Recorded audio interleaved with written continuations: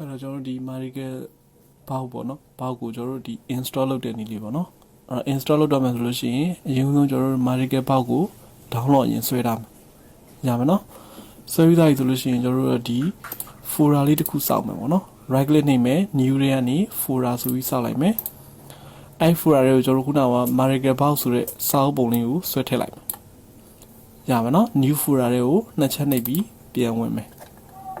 အဲ့တော့ဒီမှာ marical.zip ဆိုတာရောက်နေမယ်ရမယ်နော်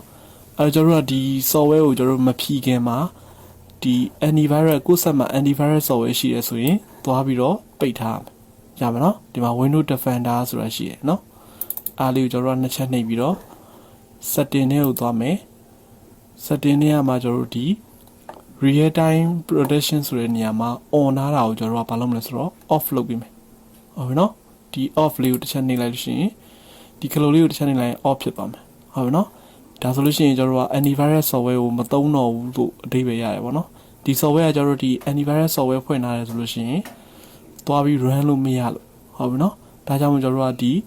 virus တက်တဲ့ software တွေပါရှိတယ်ဆိုလို့ရှိရင်ကျွန်တော်တို့က off လုပ်ထားပြီးတယ်ဆိုတဲ့သဘောမျိုးပေါ့နော် antivirus software ကိုမသုံးဆိုတဲ့အဓိပ္ပာယ်ရတယ်ပေါ့နော်ဒီမှာလဲဟို turn off ဖြစ်သွားတယ်ပေါ့နော်ဒါပြန် on မှသာလဲ antivirus software ကအလုပ်လုပ်ရမှာနော်အဲ့တော့ Windows Defender ကိုအရင်ဆုံးပိတ်ထားမယ်ပိတ်ပြီးတော့မှကျွန်တော်တို့ဘာလုပ်မလဲဆိုတော့ဒီ Marical ဘောက်ဆိုတဲ့ဟာလေးကို extract လုပ်မယ်ပေါ့နော်ဖြီချမယ်ပေါ့နော်ထုံးစံတိုင်းပဲအဲ့ဒီပုံမှာ right click နှိပ်မယ် extract here ဆိုတာရှိတယ်အဲ့ဒါလေးကိုတစ်ချက်နှိပ်ပြီးမယ်ဒါဆိုလို့ရှိရင်ကျွန်တော်တို့ကဒီ Marical ဘောက်ကိုဖြီချပြီးသားဖြစ်သွားပြီရပါနော်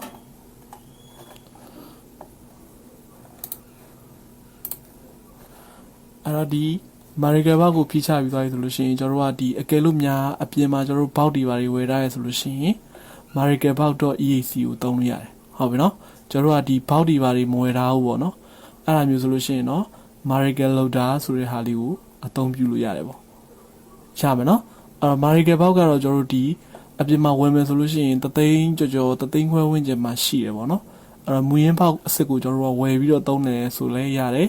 အကယ်လို့ကျွန်တော်တို့ကမဝယ်နိုင်ဆိုလို့ရှိရင်တော့ဒီ Marical loader ဆိုတဲ့ဟာလေးဒါပြန် crack ထားတဲ့ဟာလေးပေါ့နော်software သမားတွေပြန်ပြီးတော့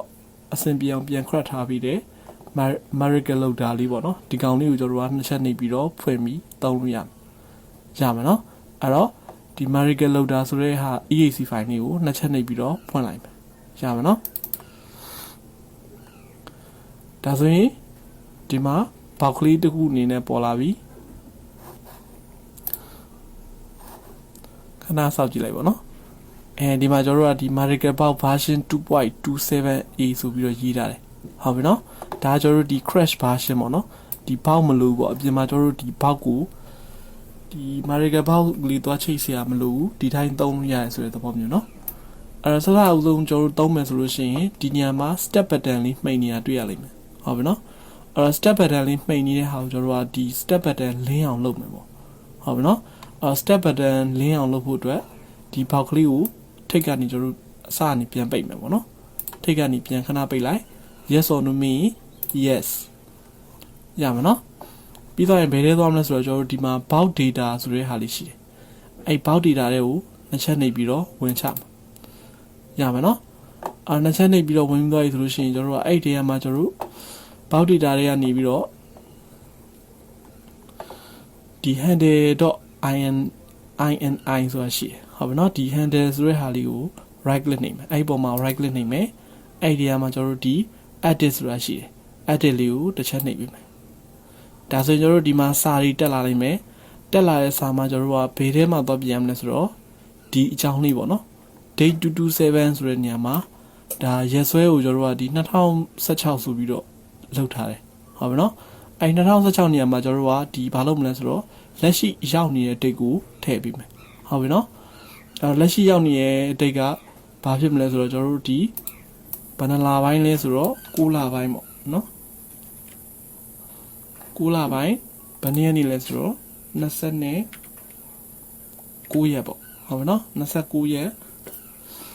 ဒီနေရာမှာ2016နေရာမှာ2018ဆိုပြီးတော့ရိုက်ထည့်မယ် ပြီးတော့ကျွန်တော်တို့က file နဲ့ကနေပြီးတော့ save မှတ်ပေးမယ်ဟုတ်ပြီနော်ဒါလေးလောက်လိုက်ရုံနဲ့ကျွန်တော်တို့ကဒီ American ဘောက်မှာကျွန်တော်တို့ step button လေးမှိန်နေတာလေးကပြန်ပြီးတော့လင်းသွားလိမ့်မယ်ရမှာနော်အဲ့တော့ file နဲ့ကနေပြီးတော့ save ဆိုတာတစ်ချက်နေမယ်ပြီးရင်ကျွန်တော်တို့ဒီ file လေးကိုထိတ်ကပိတ်မယ်ရမှာနော်ပြီးတော့ကျွန်တော်တို့ back နဲ့ပြန်ဆုပ် American Loader 2.7a ဆိုတဲ့ဟာလေးကိုနှစ်ချက်နှိပ်ပြီးတော့ပြန်ဖွင့်မယ်အဲ့ဒါဆိုရင်ကျွန်တော်တို့ကဒီ step button လေးမှိန်လားမမှိန်လားဆိုတာကိုတစ်ချက်ကြည့်ပြီးမယ်ပေါ့နော်ဒါဆိုရင်ကျွန်တော်တို့ဒီမှာ step button လေးလင်းလာပြီအသုံးပြုလို့ရပြီပေါ့ရပါနော်အဲ့တော့ Marical ဘောက်ကိုကျွန်တော်တို့ကဒီဟာလေးကကျွန်တော်တို့ဒီ install လုပ်တဲ့နည်းလေးပေါ့နော်ဒီ step button လေးမှိန်နေတာကိုလင်းအောင်ပြန်လုပ်တဲ့နည်းလေးဖြစ်ပါတယ်ရမှာနော်ဒါလေးနဲ့တစ်ချက်လိုက်လုပ်ကြည့်ကြအောင်ပေါ့နော်နောက်ပိုင်းကျရင်ကျွန်တော်တို့ကဒီ empty key နဲ့ပတ်သက်တဲ့ဟာဒီမှာ firmware တွေ backup လုပ်မယ် firmware တွေပြန်ရေးမယ်ပေါ့ဟုတ်ပြီနော်ဟို pattern lock တွေဖြီးမယ်ပေါ့နော်ဒါအစုံလုပ်လို့ရတယ်ပေါ့နော် empty key နဲ့ပတ်သက်တဲ့ဖုန်းတွေဆိုလို့ရှိရင်ကျွန်တော်တို့ကဒီ firmware backup တွေထုတ်လို့ရမယ် firmware တွေပြန်ပြီးတော့ restore ပြန်လုပ်လို့ရမယ် write ပြန်လုပ်လို့ရမယ်ဆိုတဲ့သဘောမျိုးရမယ်နော်ဒါကတော့ Marical ဘောက်2.7e ပေါ့နော်